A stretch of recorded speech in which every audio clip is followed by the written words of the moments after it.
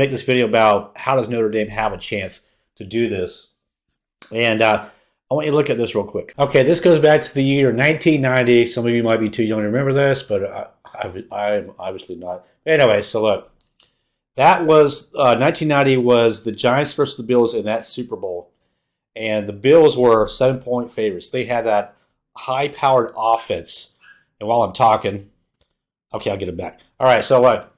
They had Thurman Thomas, the running back, Andre Reed, the receiver, Jim Kelly as the quarterback, and they had a good defense that year with Bruce Smith was on that team, and I can't remember unless I stopped. Anyway, so look, they had a high-power offense, and they were playing the Giants. The Giants had a very poor offense, very similar to how Notre Dame is in this case, as far as they didn't have a high-power passing offense. So we flip back over to where I was just at. All right, it says, we came out with 3 tight ends, fat slops picking you up and moving you and letting you tackle O.J. Anderson if you could. This enabled them to take time off the clock and limit Buffalo's possessions.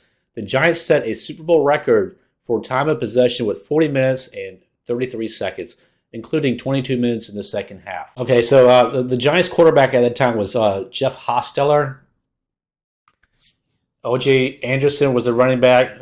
Bavera was a tight end, and also on that defense, the Giants had Lawrence Taylor, and I think it was Leonard Marshall on the D line, and was it Harry Carson also a linebacker? You're going back to 1990s, a long time ago. But anyway, the point is that Notre Dame has to approach this game how the Giants approached the Bills, with the Bills being favored by 7 points and having a high-power offense. They were steamrolling opponents in the playoffs, just like Ohio State was. Bill Parcells was the head coach. So their game plan was, of course, to keep that high-pro offense, cover the receivers, kind of like how Michigan and Texas did against Ohio State, so Jeremiah Smith couldn't get out and catch those long bombs.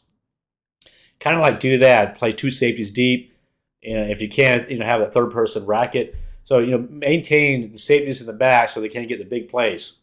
And then use their offense for running. They set that Super Bowl record with having the time of possession. So that's Notre Dame's only opportunity to win this game, is that, because we know Notre Dame likes to run the ball. I mean, that's what they're for. And their quarterback, admit it, he's a better runner than passer. So that's Notre Dame's only option, is to win the time of possession.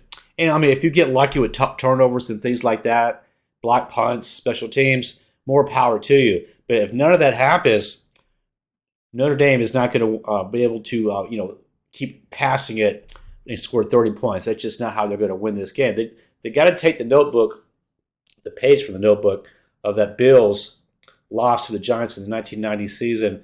And it's kind of coincidental that Bill Belichick was the defensive coordinator for the Giants when the upset. It was, believe me, if you were alive back then or you watched that game, that was a major upset. No one had the Giants win that damn game because the Giants had no offense. It's very similar to Notre Dame at this time being.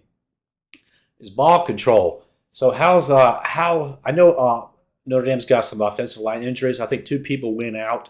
O-linemen went out the last game that they played.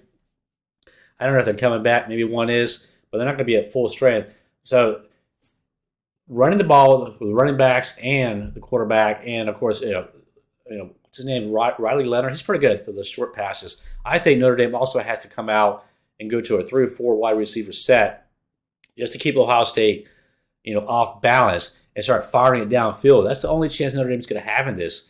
Have that 3-4 wide receiver set, throw the ball a few times, try to stretch that Ohio State defense, because Ohio State, they have a good pass rush. If they're not, I just got off, PFF. They only blitz 18% of the time in the playoffs. So with Ohio State, their front 4, or if they're blitzing, they'll get to the quarterback. And Ohio State is pretty damn good against the run. So running up the middle is not going to help Notre Dame because Ohio State is really strong up the middle. So Ohio State, how could they lose this game? Well, if they just turn the damn ball over a lot, that's another way they could lose the game up the middle. Okay, it's just not how it's going to happen. I think Notre Dame has to blitz periodically, maybe 25% of the time. Blitz Ohio State, try to catch them off guard, because we only have an average offensive line. So blitzing Howard 25% of the time, especially on third downs, maybe on first downs, and so he can't have time to drop because our offensive line is not going to hold up. We were very fortunate to get past Texas. Other than that, it should be a tight game if Notre Dame can follow, those strict set of rules to keep this game close. That's the only option. Other than that, I think Ohio State, if there's no turnovers in the game and there's not a lot of penalties, I think Ohio State will win this game. It's just straight up, no turnovers and a bunch of penalties. Forget all that if they have zero because of the talent alone. Even if it is a close game, I think Ohio State will win it. Thank you very much.